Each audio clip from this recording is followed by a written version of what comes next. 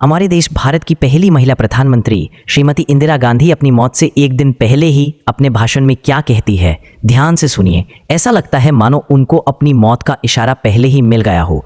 यहाँ आपको बता दें कि 31 अक्टूबर 1984 को सुबह श्रीमती इंदिरा गांधी दिल्ली के अपने घर सफदरजंग रोड से ऑफिस के लिए निकली ही थी कि रास्ते में उनके ही बॉडीगार्ड द्वारा उन पर ताबड़तोड़ गोलियां चला दी जाती हैं।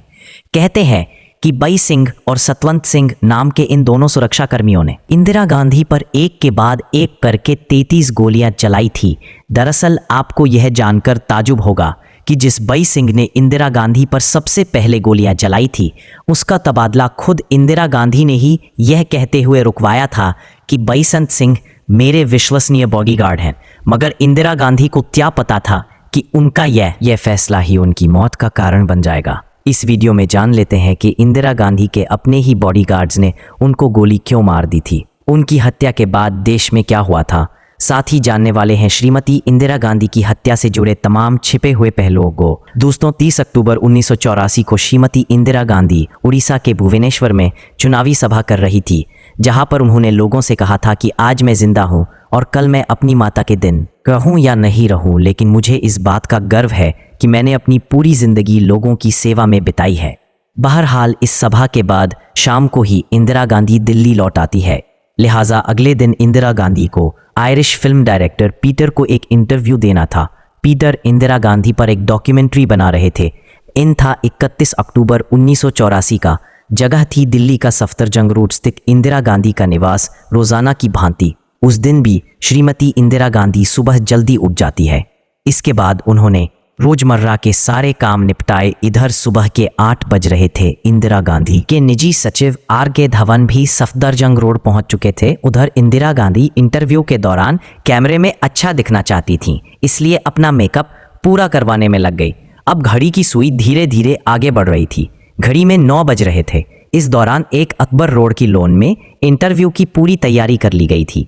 यहाँ आपको बता दें कि इंटरव्यू की जगह घर से कुछ ही दूरी पर थी, इसलिए करीबन 5 मिनट बाद ही यानी कि 9:55 पर इंदिरा गांधी पैदल ही इंटरव्यू के लिए चल पड़ती है। उनके पीछे पीछे R.K. धवन भी निकल पड़ते हैं। तेज कदमों से चलती हुई इंदिरा गांधी उस गेट से कुछ ही दूरी पर थी जो सफदरजंग रोड को एक अकबर रोड से जोड़ता है।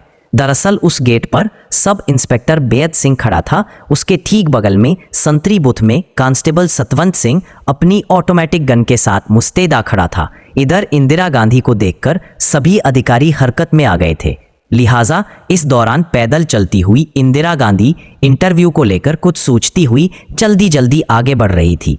यहाँ आपको बताते चलते हैं कि इंदिरा गांधी ने उस दिन बुलेट प्रूफ जैकेट भी नहीं पहन रखा था, क्योंकि उनको चिंता थी कि बुलेट प्रूफ जैकेट से वह कैमरे में अच्छा नहीं दिखेगी। उन्हें क्या पता था कि इसकी कीमत उन्हें जान देकर चुकानी पड़ेगी। इंदिरा गांधी जैसे ही गेट के करीब पहुंची तो बेयत सिंह को सामने देखकर वह मुस्कुराती है। उधर बेयत सिंह अपने सपनों को साकार होता देख रहा था। आज वह इंदिरा गांधी का रक्षक दूसरे रूप में वहां खड़ा था। जैसे ही इंदिरा गांधी उसके पास आई तो उसने पहले तो इंदिरा गांधी को नमस्ते कहा और फिर धड़ाधड़ उनके पेट में गोलियां चला दी। श्रीमती इंदिरा गांधी झुकते हुए बोली, ये क्या कर रहे हो? उनके पीछे पीछे चल रहे R.K. धवन कुछ समझ पाए जब तक पास में ही खड़ा सतवंत सिंह अपनी गन से श्रीमती गांधी पर गलियों की बौछार कर देता है। इंदिरा गांधी मुंह के बल नीचे गिर जाती है। कहते हैं कि इन दोनों बॉडीगार्ड ने उस दिन इंदिरा गांधी के पेट में 33 गोलियां मारी थी। सतवंत सिंह ने तो पूरी मैगजीन ही उन पर खाली कर दी थी। दोस्तों, इंदिरा गांधी को गोली लगने के बाद एक बार के लिए सब हक्के बक्के रह गए। किसी को कुछ भी समझ में नहीं आ रहा था। वक्त मानो थमसा गया हो। सभी लोग खड़े के खड़े रह गए। इसके बाद बेयत सिंह R.K. धवन से कहता है कि हमने अपना काम कर लिया है, अब जो करना चाहो वाह करो। पास में खड़े ACP दिनेश चंद्र भट्ट ने सतवंत सिंह को काबू में ले लिया। वहीं दूसरी ओर सुरक्षा बलों ने बेयत सिंह को वहीं ढेर कर दिया। वहीं दूसरी तरफ इंदिरा गांधी को एम्बेसडर कार में एम्स अस्पताल पहुंचाया गया, जहां पर डॉक्टर की एक टीम ने इंदिरा गांधी को बचाने के लिए उनका ऑपरेशन किया। उनके पेट में से गोलियां बाहर निकाली गईं। उन्हें तकरीबन 88 बोतल खून चढ़ाया गया, मगर अफसोस 4 घंटे की कड़ी मशक्कत के बाद भी डॉक्टर इंदिरा गांधी को नहीं बचा पाए। दरअसल गोलियों से इंदिरा गांधी के फेफड़े और उनका लिवर छलनी हो चुका था। धीरे धीरे करके उनके सभी अंग काम करना बंद कर चुके थे। दोपहर के तकरीबन 2 घंटे पर इंदिरा गांधी की आधिकारिक मौत की घोषणा की गई। दोस्तों, यहाँ हम बात कर लेते हैं कि इंदिरा गांधी की हत्या क्यों की गई थी। दरअसल आज़ादी के बाद से ही सिखों ने पंजाब में खालिस्तान नामक अलग देश की मांग करनी शुरू कर दी थी। धीरे धीरे यह मांग जोर पकती गई। इंदिरा गांधी के कार्यकाल में सिखों ने पंजाब में मार काटों और हिंसक प्रदर्शन करने शुरू कर दिए थे। इसके चलते कुछ आतंकियों ने अमृतसर के गोल्डन टेम्पल को अपना निवास स्थान बना दिया और उसमें खूब सारे हथियार रखना शुरू कर दिया। जब इंदिरा गांधी को इस बात का पता चला तो उन्होंने स्वर्ण मंदिर में घुस करके आतंकवादियों पर सफाया करने का हुक्म जारी कर दिया। 1984 के दौरान ही सेना ने ब्लू स्टार ऑपरेशन चलाकर सिख आतंकवादियों को मार गिराया, जिसमें खालिस्तान सिखों का नेता भिंडरवाला भी शामिल था। दरअसल सिखों ने इंदिरा गांधी की इस कार्रवाई को सिख धर्म पर हमला मान लिया, क्योंकि इससे गोल्डन टेम्पल को भी काफी नुकसान पहुंचा था। तभी से ही सिखों ने इंदिरा गांधी से बदला लेने की ठान ली। उन्होंने सिख बॉडीगार्ड से संपर्क किया और इस घटना को अंजाम दे दिया। उधर इंदिरा गांधी के मौत की खबर सुनकर पूरे देश में शोक की लहर छा गई।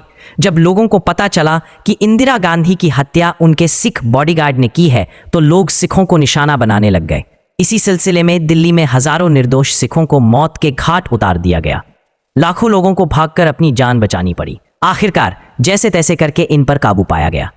इसी दौरान 3 नवंबर 1984 के दिन दिल्ली के शक्ति स्थल पर सम्मान के साथ इंदिरा गांधी का हजारों की भीड़ के बीच अंतिम संस्कार कर दिया गया। उनकी मौत के बाद उनके बेटे राजीव गांधी को प्रधानमंत्री बनाया गया। भारत की सबसे ताकतवर प्रथम महिला प्रधानमंत्री श्रीमती इंदिरा गांधी का जन्म 19 नवंबर 1917 को पंडित जवाहरलाल नेहरू और कमला नेहरू के घर इलाहाबाद में हुआ था। उनका पूरा नाम इंदिरा प्रियदर्शिनी नेहरू था। इंदिरा गांधी ने पद पर रहते हुए कई अहम फैसले लिए। इसी कारण इनको आयरन लेडी के नाम से जाना जाता है। इस महान शख्सियत को रॉयल टीवी इंडिया की टीम नमन करती है। तो दोस्तों, आप लोगों का इंदिरा गांधी के बारे में क्या ख्याल है? उनकी मौत को लेकर आपका क्या कहना है? मिलते अगले वीडियो के साथ, तब तक के लिए जय हिंद।